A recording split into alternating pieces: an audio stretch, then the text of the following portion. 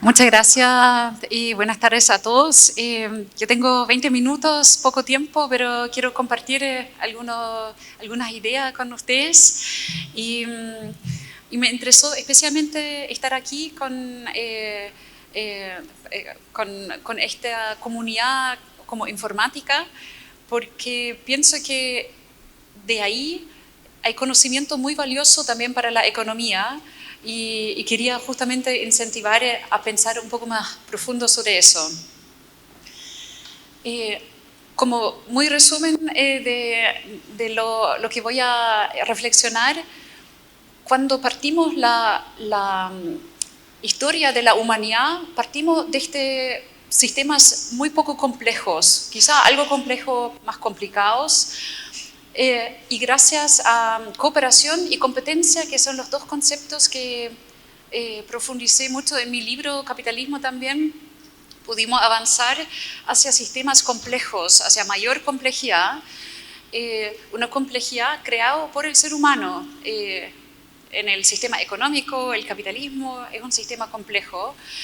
Y hoy día estamos como en este punto en el medio donde tenemos una mayor complejidad. Todas las personas sentimos complejidad en los desafíos, en los tantos problemas que tenemos que abordar, cada uno desde su empresa, como sociedad, como mercado, como planeta.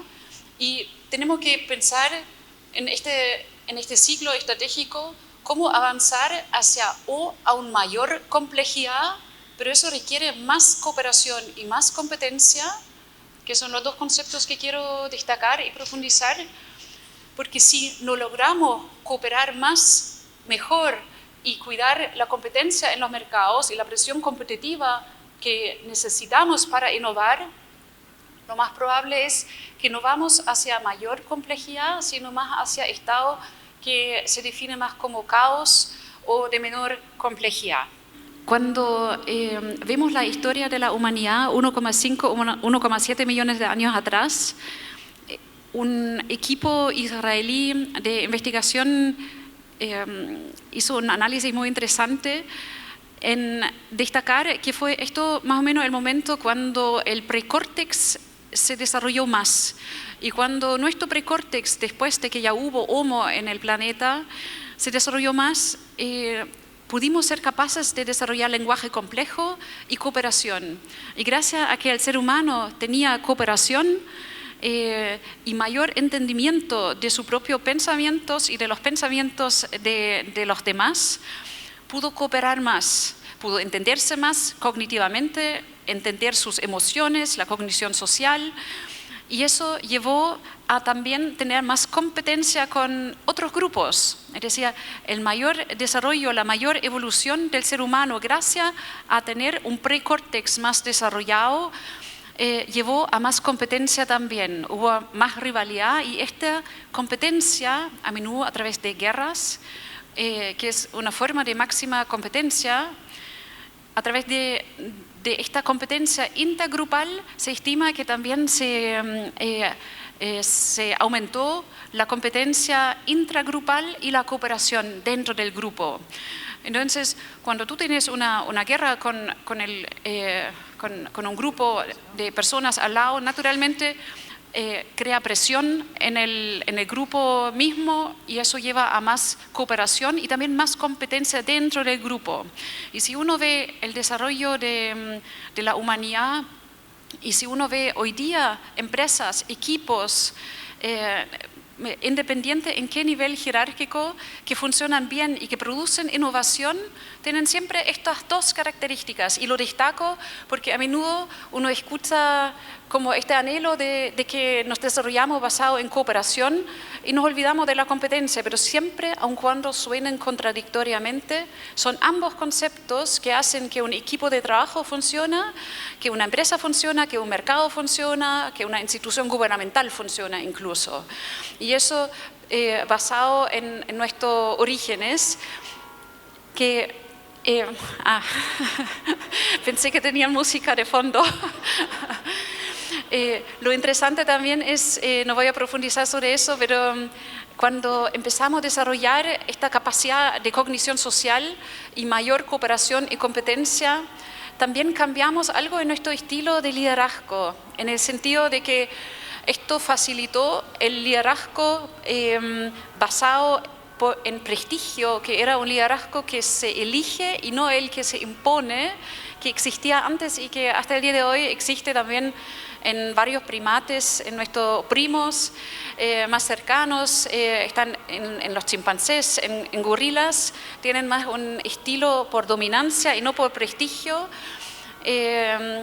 Y nosotros en realidad en este tiempo de desarrollo más grupal, basado en cooperación y competencia, empezamos a cambiar el estilo más maquiavélico de liderazgo, que volvió a cambiarse de nuevo a un estilo de dominancia. Probablemente estos son estudios de Mark van Vugt y distintos biólogos evolutivos, cuando partió la revolución agraria y cuando se desarrolló el poder en las sociedades y cuando las sociedades empezaron a organizarse alrededor de ello y no tanto a través de la recolección, la caza, que fueron naturalmente forma más primitiva de organizarse. Hoy día tenemos estilo de liderazgo combinado por dominancia, por prestigio. Nos sentimos mejor con el liderazgo por prestigio, pero probablemente tenemos más un liderazgo por dominancia en grandes organizaciones y donde hay más poder, aun cuando este liderazgo es en realidad una forma de organizar la humanidad previo a nuestro desarrollo del precórtex y tiene raíces en común con nuestros primos primates no humanos. Como dije, cooperación y competencia siempre son la base del buen funcionamiento de equipos, de mercados, de nuestra sociedad, de cualquier nivel jerárquico que uno mira los sistemas.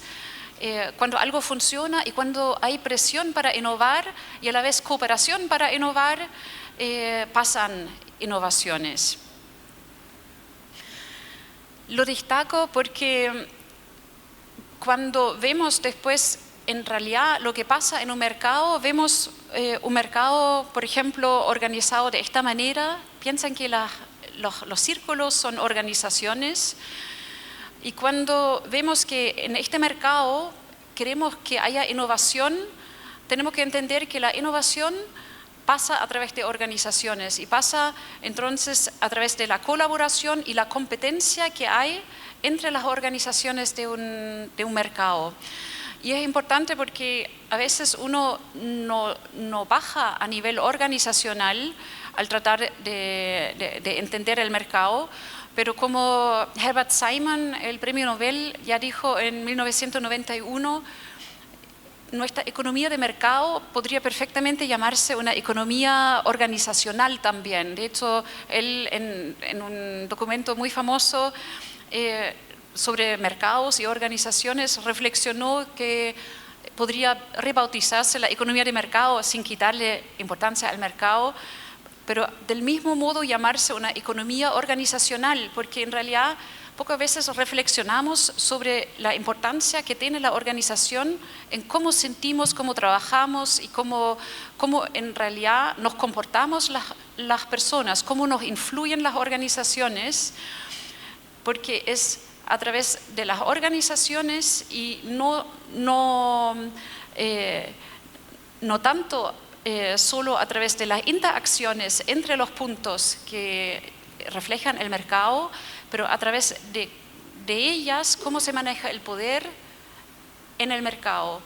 Y esto es importante porque las organizaciones definen los productos que compramos, definen el prestigio que se da a las personas dentro o fuera de las organizaciones y finalmente son la institución que apoya que haya cooperación o competencia o que eventualmente lo impide. Y si ustedes ven esto como organizaciones del mercado, del sector privado, y se imaginan, ustedes son la sociedad, entienden también qué significa cooperar, porque cooperar, cuando uno habla de cooperar, significa tener objetivos en común. Cooperar desde una empresa o desde una organización con la sociedad no significa que la empresa dice lo que hay que hacer, sino tiene que definir objetivos en conjunto con la sociedad. Si ustedes tienen que fijar objetivos junto con este conjunto de organizaciones, naturalmente va a ser más difícil cuando el mercado es más concentrado. Este mercado, además, no solamente impacta la sociedad a la hora de definir objetivos en conjunto que tienen que ver con la sostenibilidad de un país, el objetivo de ser sostenible, sino también tiene impacto a los proveedores, a los empleados dentro de las burbujas, dentro de las organizaciones. Las organizaciones impactan las personas, más que las personas nosotros sabemos y notamos que ocurre, y tal como Charles O'Reilly lo menciona en un estudio muy interesante, un metaestudio sobre 150 estudios, 80% de ellos después de 2015, son especialmente personas con más narcisismo que suben en las organizaciones y que están en los niveles jerárquicos superiores. Y eso es importante porque la organización, cuando es excesivamente jerárquica, que es la forma como uno se organiza dentro de una organización, atrae el narcisismo cuando premia excesivamente los niveles superiores de la jerarquía. La jerarquía y la burocracia, como Charles Perrault dijo en un libro excelente, Complex Organizations, producen sumisión y timidez en los niveles inferiores y rigidizan estructuras de poder.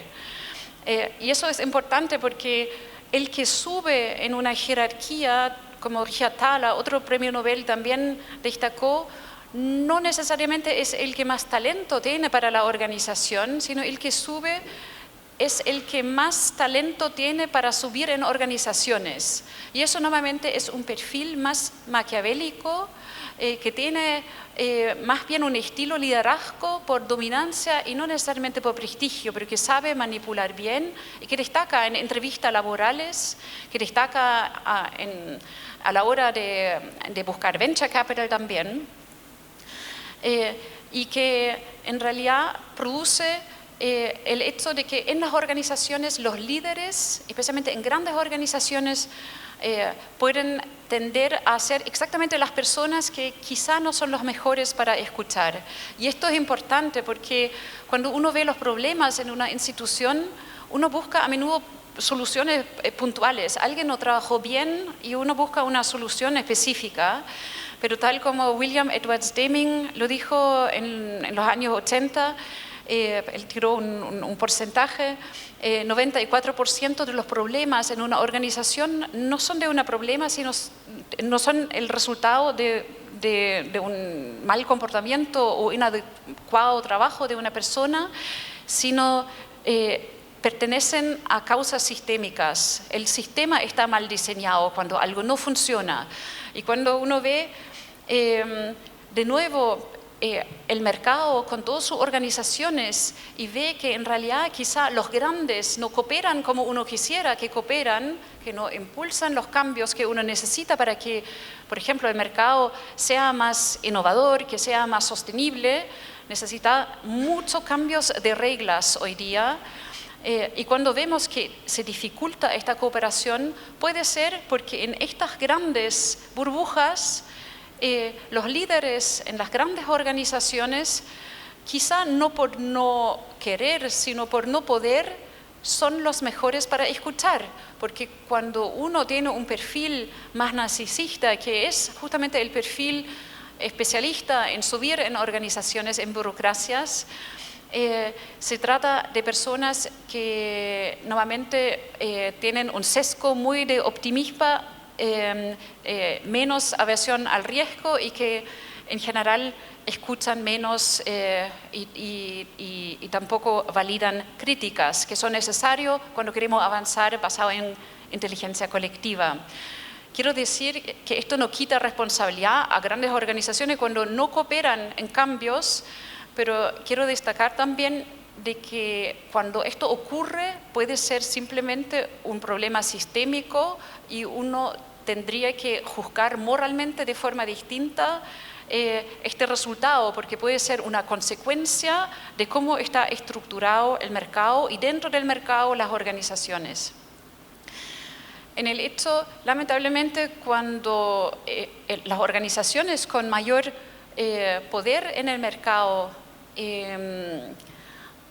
son los que deciden más sobre políticas públicas, naturalmente se dificultan los avances y se dificulta entonces la cooperación, el avance en sostenibilidad, y como vemos también en el caso de Chile y de muchos otros países, las economías han ido concentrándose en su poder de mercado, lo que significa que la competencia va reduciéndose, y cuando el poder es concentrado, la cooperación en general no funciona bien porque las partes cooperan más donde está el poder y no con el bien del total.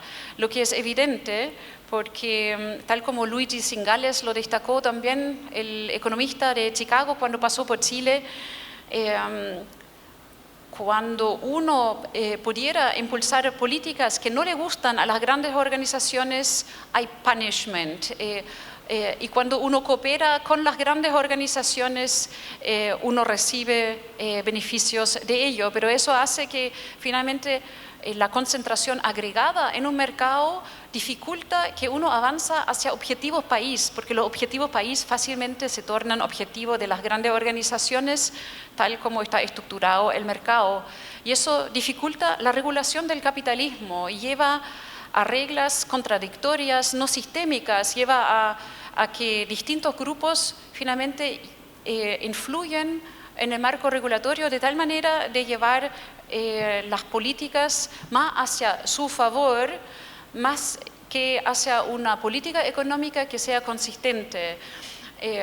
Leonhard Michs, un economista alemán, lo mencionó en el siglo pasado. Él murió en 1950, uno de los dos padres más importantes de la economía social de mercado en Alemania, cuando dijo, en realidad ningún país tiene una política económica de verdad, porque tenemos políticas que se contradicen, pero no una política que apunta a lo mismo, sino un gremio pide ciertas cosas, el otro gremio pide otra cosa, pero nadie lo une en algo más sistémico y coherente. Y puedo contarles en Chile, bueno, políticas como el registro de beneficiarios finales han costado muchísimo porque ciertos sectores no quieren avanzar hacia este estándar OECD, o ustedes ven contradicciones enormes naturalmente en política industrial, que por suerte ahora tiene más importancia, pero no se coordina con la política regulatoria en el sentido de que cuando créditos Corfo, por ejemplo, se aumentan, o el Banco de Estado aumenta su rol, o cuando hablamos de un fondo de fondos, está muy bien eso, pero no es sistémico cuando no se acompaña por políticas que crean reglas para que la competitividad de la banca, el mercado mismo, aumenta su eficiencia, para que ambos, política regulatoria y la política industrial, apuntan a los mismos objetivos. La pregunta, muy breve, pero muy estratégica, es si vemos la dificultad inherente en el sistema, que en realidad ningún sistema que tienda a la concentración puede evitar capturas, y cuando tiende a la concentración tiende a rigidizar el status quo, y eso significa repensar qué podríamos hacer para diseñar dentro del sistema modelos, mecanismos para balancear, para contrapesar eso. Y naturalmente cuando vemos además que tenemos hoy día el desafío en el capitalismo de definir muchas reglas para que la empresa sostenible gane más dinero, para que la externalidad se ingrese, para que sea parte de los estados financieros, lo que Arthur Pigou, un economista británico, ya dijo en 1920, lo que es la externalidad negativa de una empresa tiene que ingresar en los balances. y lo positivo también, para que la empresa realmente pueda ser sostenible. Por ejemplo, si uno ve esto como un objetivo de cooperación entre empresa y sociedad, frente a toda la complejidad del cambio climático, la falta de la reducción de biodiversidad y muchos otros desafíos muy complejos en la relación empresa y sociedad. Cuando uno ve eso, tiene que llegar a la conclusión de que la mayor complejidad solo puede abordarse con más cooperación, yendo hacia más complejidad aún. Y cuando no somos capaces hoy día como sociedad de aumentar nuestra cooperación y mantener presión competitiva o volver a tenerla en mercados que hoy día en parte carecen de presión competitiva, probablemente no vamos a llevar a más complejidad, sino más a estados caóticos. Dave Snowden, ustedes lo conocen, hizo en su tiempo, 1999, esta clasificación de sistemas muy interesantes, donde destacó la diferencia entre los sistemas que son lineales, complicados, caóticos o complejos. Complejo es cuando input y output no son lineales, cuando no se sabe cómo el sistema va a reaccionar según los inputs que recibe. Y me parece muy importante destacarlo porque no existe conciencia de que al regular el mercado tenemos en realidad una regulación de un sistema complejo como desafío, y eso significa necesariamente que tenemos que abordarlo con las reglas de sistemas complejos, que significan procesos más iterativos, porque yo no sé cómo el sistema va a reaccionar, entonces tengo que hacer pequeños pilotos, tengo que continuamente ir avanzando, y no puedo hacer un gran proyecto de ley cada 10 años y después ver cómo reacciona en 10 años más lo que tengo que hacer de nuevo como proyecto de ley, sino necesito una fuerza más constante, iterativa, mucho más alejado del juego de poder, porque tiene que ser mucho más técnico la gestión del sistema para mantener su complejidad, y tengo que entender su feedback loops, el feedback positivo que tiene, en el sentido de que tiene concentración económica como una característica que tiene que balancearse en contra. Pero todo esto significa tomar en realidad los conocimientos de sistema complejo, de System Dynamics, y ver cómo aplicarlo a políticas económicas. Y esto es el desafío más estructural del momento, a mi juicio, porque sin cambiar la forma como procesamos, como creamos políticas económicas, no vamos a ser justos frente a la complejidad de los desafíos. Y tal como lo dijo Stafford Beer, y con eso termino, tal como lo dijo Stafford Beer, que diseñó para Chile este proyecto CyberSyn, que no reconoció competencia y cooperación, sino se focalizó en crear una especie de Internet y automatizar comunicación y datos, muy innovador por un lado. Él decía que la humanidad en realidad le recuerda de la idea de los reptiles cuando se desarrollaron hacia los pájaros. Y cuando ve hoy día un CEO frente a un computador, en realidad piensa de que es casi como un reptil que le habría salido recién una pluma, pero que piensa que va a volar en la noche. Frente a los desafíos que tenemos como humanidad, lo más asombroso es que en realidad enseñamos sistema complejo, system thinking, lo enseñamos, es la base de la computación, lo enseñamos a la inteligencia artificial, y nosotros no lo aplicamos para nuestra propia gobernanza. Y esto es en realidad para mí el desafío del momento más importante que quería destacar. Y disculpen que partí por la evolución 1,5 millones de años atrás, pero quería explicar la importancia de cooperación y competencia que sigue existiendo en cualquier equipo, para complejizar nuestra regulación también, que es como esta meta innovación que tenemos que hacer, no solamente hacer mejores reglas, sino en realidad tenemos que cambiar la forma, el proceso como creamos reglas. Y ustedes todos que son del ámbito informático tienen mucho que decir en eso. Ustedes saben mucho mejor que otros qué son los feedback loops, qué son los procesos iterativos, y hacer el cruce de vuestro conocimiento con la forma como se hacen políticas económicas, para mí es lo más importante para que la humanidad pueda sobrevivir bien este siglo, porque si uno ve desde el cambio climático, la biodiversidad, la masa antropogénica, todo el impacto del ser humano en este planeta, y si queremos entonces vivir mitad del siglo dentro de los límites del planeta, tenemos que cambiar algo y tenemos que cambiar el proceso, cómo creamos reglas para los actores del mercado, y no lo vamos a hacer sin reconocer la complejidad del sistema y aplicar los conocimientos que desde décadas ya existen para en materia de pensamiento sistémico. Así que quería darles la invitación a ustedes en realidad de sumarse a pensarlo, porque veo que esto a nivel internacional es un desafío no solamente en Chile.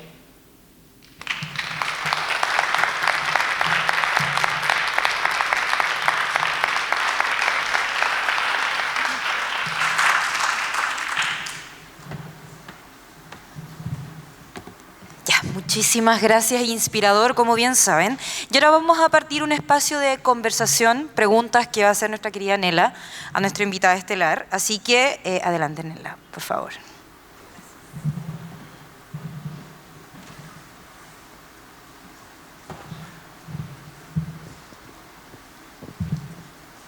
¿Se escucha bien? ¿Sí? Bueno, primero que nada, gracias, Janet. Creo que muchas de las personas que estamos acá, bueno, algunos son fans declarados. Hay una fila de fans esperándote. Yo también tengo mi libro. Lo estoy leyendo, no lo terminé. Pero estamos en eso. Hablaste de dos temas bien importantes que a nosotros desde 9.5 igual nos llama la atención. Uno tiene que ver con el tema de esta visión o perspectiva de la competencia y la colaboración, que es como el tema de la charla. Cooperación. Cooperación, Sí. Perdón. Yo colaboro con tus objetivos, pero cooperamos cuando tenemos un objetivo común. Perfecto. Entonces son estos dos conceptos que son parte de tu libro y parte un poco del tema del capitalismo, pero también hablaste de los sistemas complejos y cómo esa visión de la comprensión de los sistemas complejos podría cambiar un poco la toma de decisiones de lo que estamos trabajando nosotros en tecnología. Pero quiero partir con una pregunta respecto a la primera parte. ¿Cómo la competencia se desarrolla en las personas para la toma de decisiones en una sociedad sana, considerando que la competencia la vemos como desde un punto de vista más nocivo que positivo?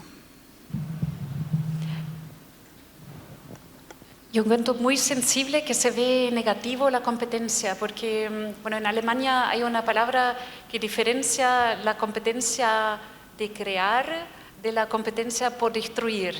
Es Leistungswettbewerb und Schädigungswettbewerb.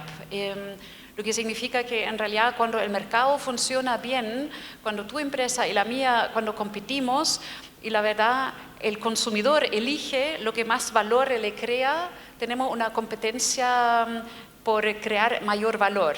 Pero esto significa que el mercado funciona como debería funcionar. Si tenemos una competencia por destruir, donde yo tengo prácticas que hacen que en realidad te hago imposible que tú sigues avanzando, después te compro y después destruyo tu negocio, naturalmente no es la forma como deberían operar los mercados. Y lo interesante es que cuando terminó la Segunda Guerra Mundial, se creó este concepto de la economía social de mercado, que significa que todo tipo de protección social en la sociedad es muy importante, pero de igual importancia tiene el mercado como herramienta social en sí mismo, porque hace que tú creas una empresa, que tú surges como talento en una empresa, pero eso requiere un cuidado activo, no solamente reactivo. Como en línea con lo que Israel hizo después de protestas sociales en 2012, cuando cambiaron su institucionalidad pro competencia que antes era antimonopolio, lo cambiaron a pro competencia, pro mercado. En Chile también nos falta una institucionalidad pro mercado y nos falta mucho foco en el mercado mismo. Y sí, la competencia es necesario ya como desde fin del siglo XIX, comprobado. Esto partió con Otto Ringelmann, un agrario francés, que hizo este ensayo de dejar tirar dos grupos una cuerda y vio que no aumentó linealmente la fuerza de un grupo de trabajo cuando tiraban la cuerda.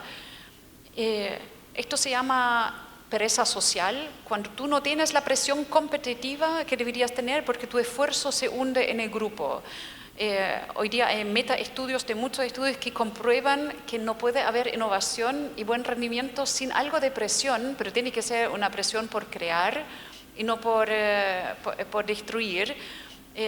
Y hoy día cuando hay mucho anhelo hacia mayor cooperación, quiero igual destacarlo para que se entienda la importancia de ambos conceptos en conjunto y ninguno por sobre el otro, sino la innovación necesita una cierta presión en la persona, en el grupo, en la empresa y eso a la vez es la base para la cooperación hacia la innovación. Gracias. Voy a volver a ese punto, pero desde el punto de vista del Estado. Me voy a meter en la pata de los caballos acá. ¿Cómo el Estado puede integrar la naturaleza humana de la cooperación y la competencia sin sesgos partidistas?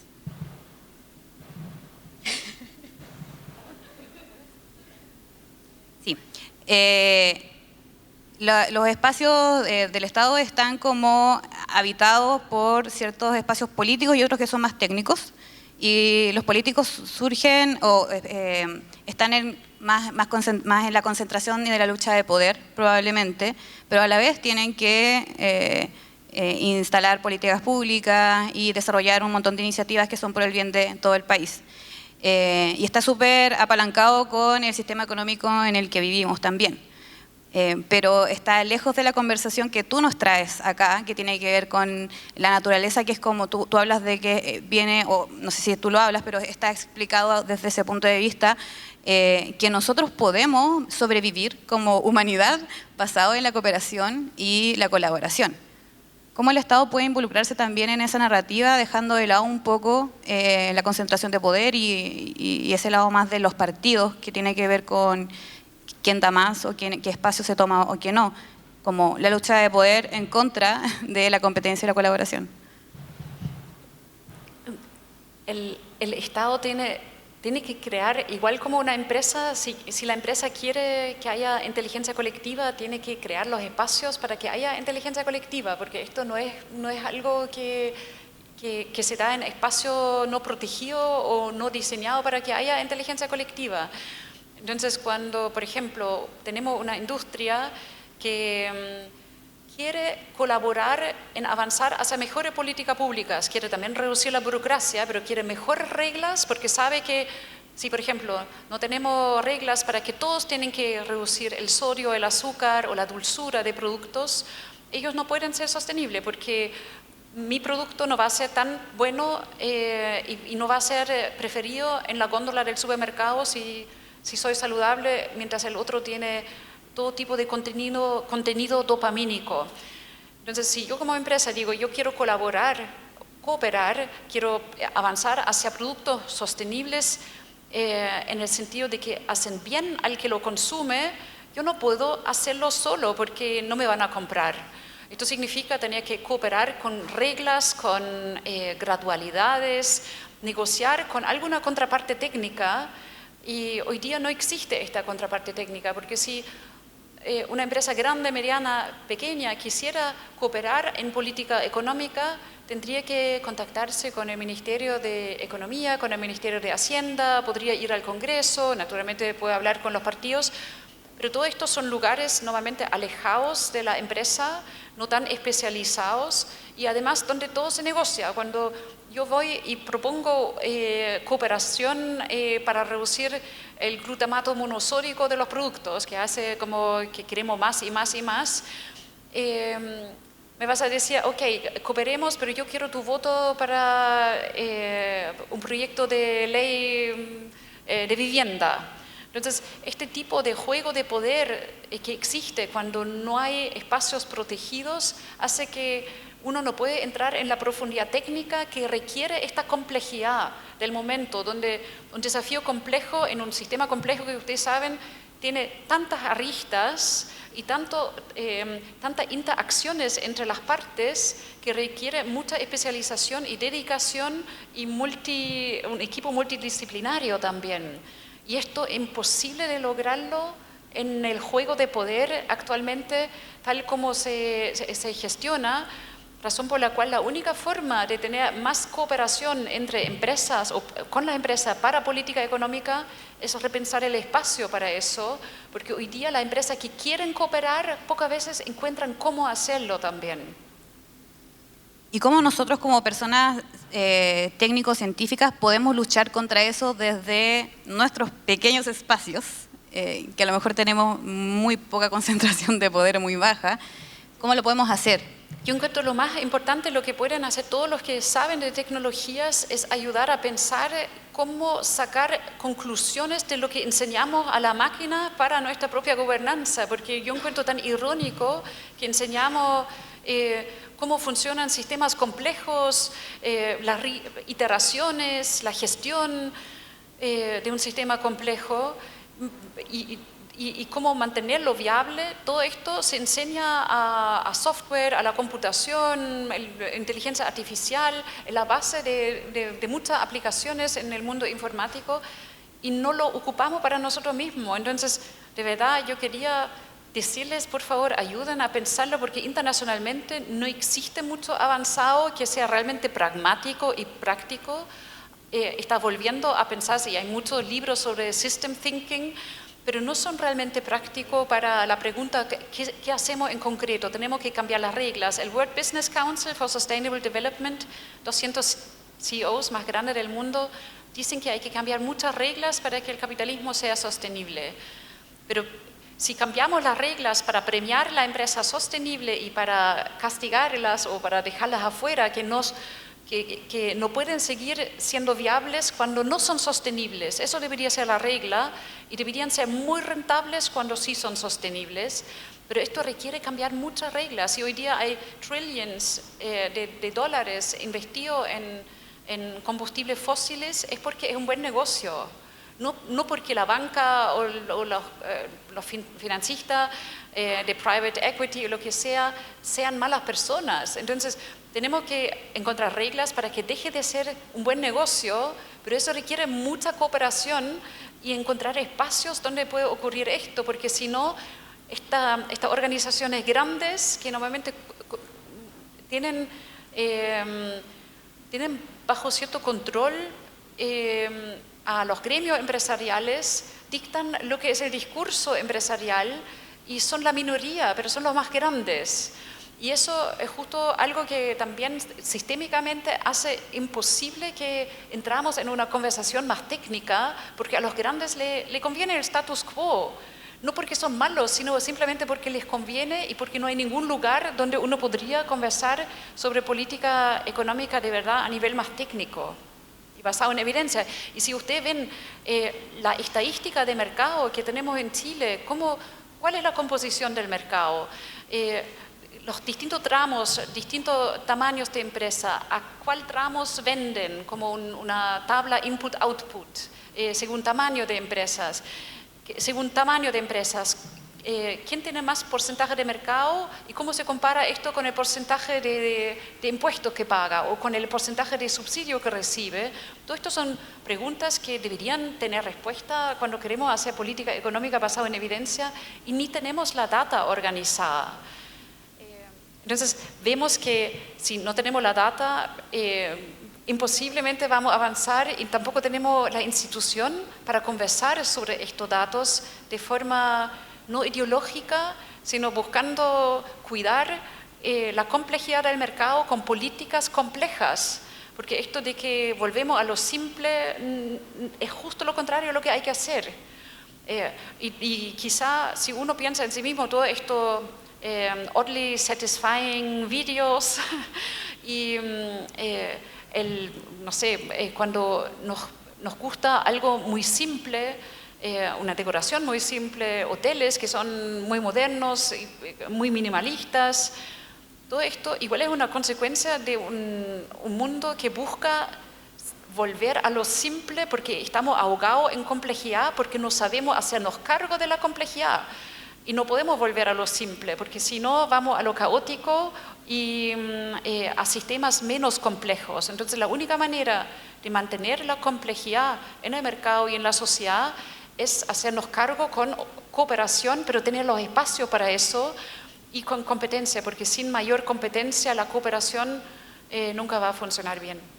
Necesitamos más energía para tener la estabilidad mental para hacernos cargo. pero hablas... No, mira, es como igual los informáticos, y ustedes todos lo saben, están muy en su celda. Como le cuesta salir y compartir y cruzar conocimiento. Entonces, igual yo creo que tienen que como mezclar la disciplina un poco más, porque siento que es clave. Esta disciplina es clave no solamente como respaldo tecnológico, sino de los conceptos que tiene detrás la tecnología. El system thinking es clave para organizar procesos mejor, para tener un capitalismo que realmente puede ser sostenible en este planeta. Hablaste de que nosotros privilegiamos el liderazgo por prestigio. ¿Tiene que ver a una menor escala esto con esta concentración de poder y que es la que premia y es la que gana y es que es las grandes empresas y estamos en una burbuja o en un círculo que solo corremos por la ruedita? ¿Cómo rompemos ese círculo del prestigio, del grande, del quiero escalar y de la jerarquía? Cuando la empresa gana más, cuando crea valor, si las reglas se repensarían y los incentivos, naturalmente el que lidera la organización tiene que escuchar mucho más. Y ahí probablemente uno como directorio, como dueño de empresa, busca más liderazgo que escuchan más. Lo difícil del liderazgo por dominancia es que en situaciones complejas es el único que dice lo que hay que hacer.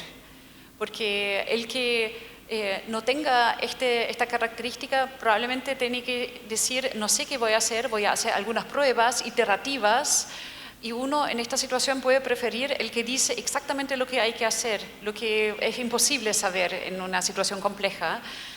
Pero cuando tú premias la empresa, cuando crean valor, en teoría deberían dar menos espacio para estas que son liderados con excesivos niveles jerárquicos y estos foiros de poder que se anidan en cada nivel jerárquico y que son antimercado también, porque también dentro de una organización uno tiene práctica antimercado, que son como estos monopolios. La gerencia de personal es un monopolio, la gerencia finanzas es un monopolio. Los hilos de los que hablamos en las empresas. Sí. Bueno, finalmente, como haciendo una mini conclusión, porque vamos a ver si hay personas del público que quieran hacer preguntas, pueden empezar a levantar la mano. Tenemos entonces, como concluyendo, el liderazgo es transformador. Si uno cambia el concepto de liderazgo a menos jerárquico o menos de dominancia, podríamos empezar nosotros como dentro de las empresas a cambiar un poco esta forma de qué es lo que se premia y qué es lo que se valora, y no solamente el prestigio debería ser lo que nos mueva. Claro, y tener innovación bottom-up y basado en inteligencia colectiva significa que el equipo tiene que fijar el objetivo en conjunto, no que el jefe dice lo que hay que hacer, sino el equipo tiene que en conjunto acordar. Esto es cooperación, pero a la vez el equipo tiene que tener una cierta competencia con el equipo al lado, y también dentro del equipo tiene que armarse una cierta presión competitiva. Por eso destaqué ambos conceptos. Y eso claramente necesita un liderazgo por prestigio, como este liderazgo no lineal, sino que piensa más sistémicamente y que se entiende más como arquitecto de liderazgo dentro del equipo y no que el liderazgo que dirige todo de forma dominante. Vamos con la pregunta del público. Hola Janet, soy Daniel. Tengo dos preguntas cortitas. Una, ¿la automatización de los procesos debería llevar a una evolución natural, a que los equipos se vuelvan más multidisciplinarios, por tanto con mayor competencia entre ellos? Porque el operario tiende a desaparecer cuando aparece robotización y inteligencias artificiales y distintos procesos. ¿Debiese eso hacer que los trabajadores de la organización sean más multidisciplinarios? Y la segunda pregunta, en la charla de Felipe pudimos ver un fenómeno que acá en Chile, en general en todo el mundo, está apareciendo mucho, que es la creación de marcas personales, que es la fuga de un talento multidisciplinario de una organización que busca crear su propia organización. O sea, busca crear competencia a partir de su prestigio y descentralizar un poco el mercado. ¿Podría pasar eso si cada uno de nosotros busca su marca personal para descentralizar el mercado? Y quizás me estoy enredando un poco entre las dos preguntas, pero ¿hay luz al final del camino? No entendí muy bien tu segunda pregunta, pero naturalmente en momentos de complejidad, la única manera de tener inteligencia colectiva es basado en equipos más multidisciplinarios, que además tienen multiskilling y donde un departamento también conoce al otro. Entonces, algo que está como desde el siglo XIX, fue incluso Karl Marx el que como diagnosticó ya de que la ausencia de la multidisciplinaridad le hace mal a las personas dentro de los equipos. Tenía razón en esto, y hoy día vemos que naturalmente innovación sin tener diversidad e integrar esta diversidad en una empresa tampoco lleva a innovar. Entonces naturalmente va a ser más importante. Lo de la segunda pregunta no la entendí muy bien también por el micrófono. Sí, la creación de tu marca personal. Yo, una persona interdisciplinaria, en una organización que no premia la competencia, decido salir de la organización. ¿Eso ayudaría a descentralizar el mercado o finalmente estoy creando una fuga de talentos que quizás sería mejor que me quedara en la organización y trabajara en la organización para combatir el narcisismo? ¿Qué es mejor ahí? ¿Pelear por mí con mis garras, me salgo, o me quedo en la organización por un beneficio del grupo? Si uno sufre en una organización con liderazgo dominante y el directorio o la estructura premia este liderazgo dominante, es muy difícil escaparle. Por eso Charles Perrault dice también de que jerarquías rigidizan el poder y las estructuras y o te sometes o vas a sufrir en ellos. Entonces, cuando la institución igual gana a raíz de posiciones monopólicas que no tiene que innovar tanto, porque si tiene que innovar no puede darse el lujo de liderazgo tan dominante tampoco, porque según lo que Schumpeter dice, Joseph Schumpeter, y la destrucción creativa, empresas que no innovan deberían en realidad desaparecer del mercado, lo que significa que liderazgo narcisistas debería haber menos cuando el mercado funciona mejor. Pero si la estructura está hecho para premiar al narcisista, es muy difícil cambiar eso, pero yo siento que igual al saber cómo la estructura causa comportamiento de las personas y cómo la circunstancia hace que las personas reaccionan dentro de una organización distinto que fuera de la organización, y cuando entiendes que quizá no depende tanto de ti solamente, sino también de ti en una organización, cuán bien te va, y quizá no eres el mejor talento para subir en la organización, porque hay expertos en eso y que luchan por el poder como nadie, y por eso suben también. Y eso significa que cuando uno lo observa, estas prácticas en organizaciones, o lo aceptas, o tendrías que organizar un emprendimiento fuera, efectivamente, pero es muy difícil cambiarlo si la estructura no se cambia, porque este tipo de liderazgo es el resultado de la estructura, de la jerarquía, y cómo la jerarquía premia finalmente cierto tipo de liderazgo. ¿Hay alguna otra pregunta de parte del público? Dos, ahí hay una.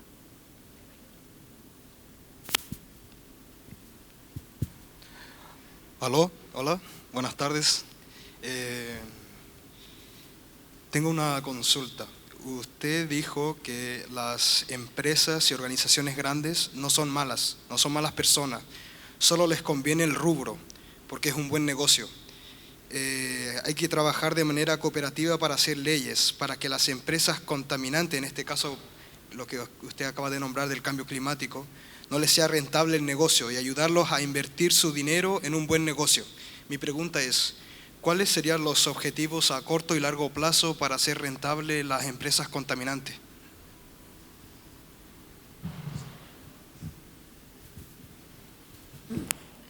Para hacer, disculpa, yo tengo problema con el audio, parece. Acércate más al micrófono, sí, por favor, para la última parte. Solamente la última frase. Sí. Sí, escuchó o vuelvo a repetirlo. La última pregunta, ¿no? Ya, la última frase. Sí. Bueno, hay que trabajar de manera cooperativa para hacer leyes para que las empresas contaminantes no les sea rentable el negocio y ayudarlos a invertir su dinero en un buen negocio que sea rentable con el planeta. Y mi pregunta es, ¿cuáles serían los objetivos a corto y largo plazo para trabajar de manera cooperativa, tanto de la manera pública como la manera privada, para llevar al país al siguiente nivel, como se podría decir? Bueno, lo primero, como a nivel de objetivos, independiente qué persona jurídica trabaja, si es una empresa, una cooperativa, pero lo importante es, a mi juicio, también tener una visión país y objetivos país hacia los cuales uno podría orientar como la dirección del sistema. Si el objetivo, por ejemplo, es que no queremos tanta concentración porque vemos que la concentración agregada hace mal al funcionamiento del mercado, uno debería tener objetivos de que las empresas medianas tienen que crecer, los tramos medianos tienen que ser más grandes y definir rangos que ojalá en 10, 20 años la empresa mediana crezca más. Para el carbono, las emisiones ya hay objetivos, pero así uno podría definir un conjunto de, no métrica exacta, pero sí como grandes direcciones que son las que importan al país, y según eso uno tiene que ir repensando efectivamente cuáles son los incentivos para la empresa, para que esto, o para los que participan en el mercado, para que esto ocurra. Eso requiere crear una visión país y requiere después que una institucionalidad ayude a repensar los incentivos, quizá en línea con lo que Nueva Zelanda hizo con el Wellbeing Budget a nivel país. Empezaron a definir objetivos grandes, y si uno pensara que Chile podría hacer eso, definir objetivos grandes a través de una propuesta del Ejecutivo o del Congreso, y esto sea algo que orienta nuestra visión país, ojalá empresa mediana, la sostenibilidad, son los dos puntos más importantes a destacar. De ahí uno tiene que bajar esto a través de una institucionalidad mucho más autónoma, ojalá colegiada, que define las reglas y con este proceso más iterativo para ir avanzando. Sea empresa, sea cooperativa, para cualquier institución que participa en el mercado, para efectivamente mantenerse viable teniendo estos mismos objetivos y avanzar en la misma dirección. Bueno, con esta pregunta ya vamos cerrando, es que no nos queda tanto tiempo, a menos que la hagamos muy, muy corta. ¿Sí? Viene Hannah Back a continuación, así que Hannah dice que puede esperar. Bien. Micrófono, por favor. ¿Puedes levantar la mano? Gracias.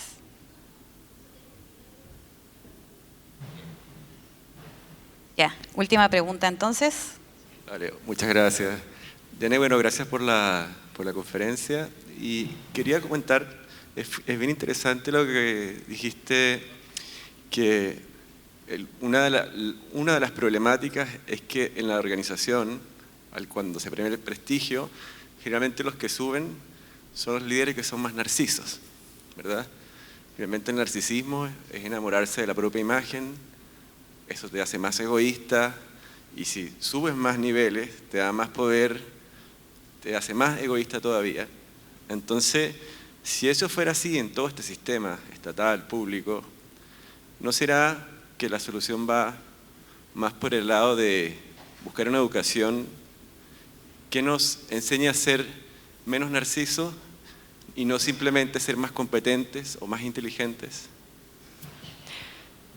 De todas maneras, hay una parte del narcisismo que es educacional, pero cuando, por ejemplo, tienes personas que desde su cuna aprenden a ser narcisistas, es muy difícil, igual que un sistema educacional externo, realmente podría balancearlo.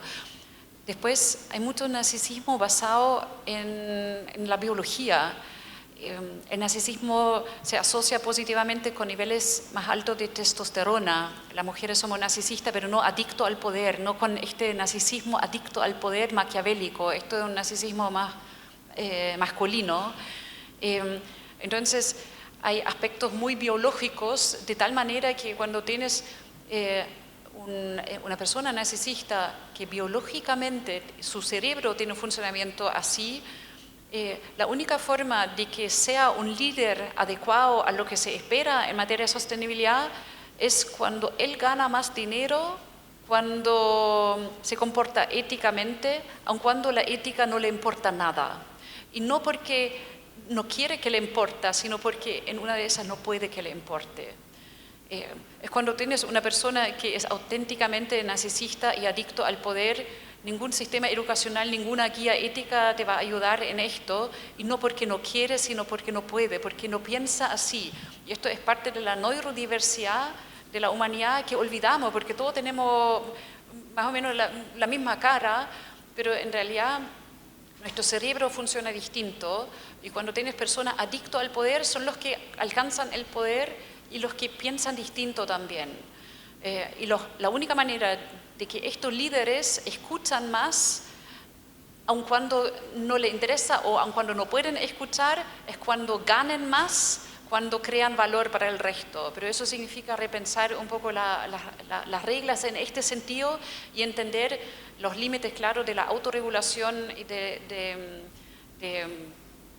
buenas prácticas, código de ética y cosas así. Lamentablemente, me encantaría que sea un tema educacional, pero hay aspectos biológicos muy profundos que justamente uno tiene que pensar sistémicamente para dar respuesta, y que el CEO, que así sea, gane más, aun cuando no le importe la sostenibilidad.